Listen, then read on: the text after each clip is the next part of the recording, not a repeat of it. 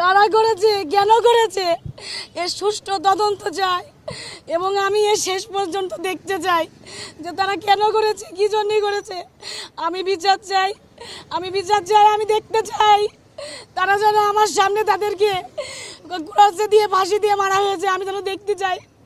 আজকে আমি এতিম হয়ে গেছি, আজকে আমার পড়াশোনা শেষ হয়নি, আজকে আমি মাঝপথে। আপনারা সবাই জানেন, আপনাদের পরিবারে সবারই সন্তান আছে, যার বাপ থাকে না, তার কেউ থাকে না, তারা এতিম হয়ে যায়।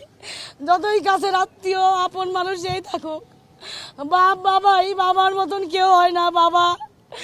আমার বাবা অনেক স্বপ্ন নিয়ে আমাকে এখানে পড়ার জন্য ভর্তি করেছে। আমি পরীক্ষাও দিয়েছি, আমার সামনে রেজাল্ট দেবে, সে আমার বলে গেছে আমি ইন্ডিয়া থেকে এসে তোমার পরীক্ষার রেজাল্ট আমি চেক করবো, তুমি কি করেছো। আমার কোনো কথা সে রাখতে পারি, সে চলে গেছে।